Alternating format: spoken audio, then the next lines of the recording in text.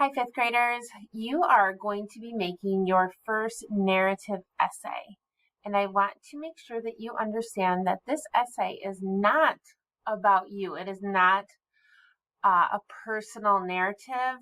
It is a narrative. This is going to be fictional. It is about a student like you, not you. So I want to make sure that you understand that. I had a lot of students last year and the year before that they did not pay attention to that little detail. So it is about someone similar to you, a fifth grader, let's say. Or it could be an elementary or a middle school student, but a student, okay? And they are going to face a challenge or an adventure. Okay, so that's the big thing. This is going to be a narrative about a student like you who faces an adventure or a challenge. So you can use yourself to help develop this story. What kind of adventures have you been on, and maybe what kind of challenges have you faced? Idea. Last year, someone talked about how their cat got out of the house and they had to find their cat. So that was a challenge, right?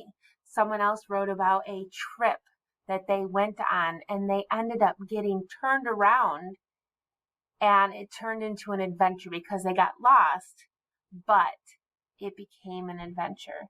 Or someone else went to an amusement park and they were scared to go on a roller coaster, but they tried it anyway. So I want you to think about it in those kinds of ways. You can think about things you've done, but please do not make this a story about you. It is about a student like you who faces a challenge or an adventure. Be sure to develop your character. Okay, tell about them. What kind of character are they? What kind of personality? Are they fearful? Are they brave? Are they energetic? Develop your setting. Where does this take place? And give more description about it. Paint a picture. So when you're reading your story aloud, do you see the images in your mind? And then conflict, that's the problem that's going to be happening. That's like if someone lost their cat escaped, that would be the problem. That would be the conflict. And then resolution is how it's solved. Lastly, I do want 3 types of figurative language included somewhere in your writing. So I put this here so you could just type in here a metaphor, a simile, personification, or onomatopoeia. Okay, those are just some types that you can put in.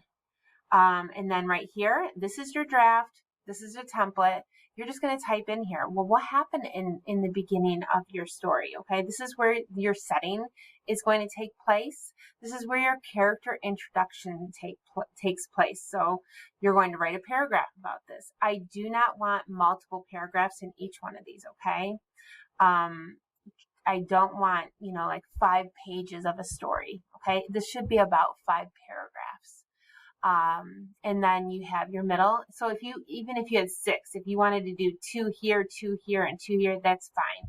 Basically, I am looking for a beginning, a middle, and an end. Okay. If you are going to include dialogue, that's where your character is talking, then you're going to have multiple paragraphs. So it's going to be a little bit different for that.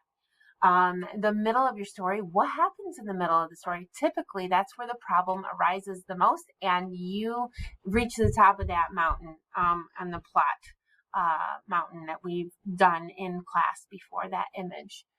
That's where everything comes to a head, and your character overcomes something, and then it starts going down. It de-escalates, and everything starts falling in place, and your story ends with a resolution, and there's usually a moral or a lesson learned at the end. So try to include that as well.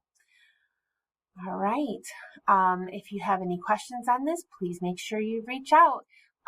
This is a Google Doc. I have it shared as a Word document and as a Google Doc. So you can do either or. If you're going to do the Google Doc, it is going to ask you to make a copy. Please make a copy of it That's, I'm going to see if I can even show on here. Nope, that's not the right link. Give me 1 second. I'm going to pause this. Okay, this is what your document will look like when you click on the forced copy. It's going to force you to make a copy. You're going to say make a copy. All right, you would click that. And then boom, here is your document. Okay, when you get ready to upload, okay, you can go to File. You can save it. I don't want it, do not send PDFs, please do not. I want to see it either as this, or you can copy and paste your link. I would like to be able to edit and get in and make some, I want to type on your paper. And here I will give you feedback, okay? So I prefer it to be a Word document. So you're going to go to download and do Microsoft. That would be the best way for me to get it. Otherwise, make sure if you're going to share your Google Doc with me, that you share where I can edit it. So you might have to have your learning coach help you with that. And that would be under here, sharing, and you would say anyone with the link. That way I can get in and make changes. I'm not going to change your stuff per se, but I'm going to be able to get in and make some comments in there and highlight some of the things. All right. Thank you so much. Good luck with this.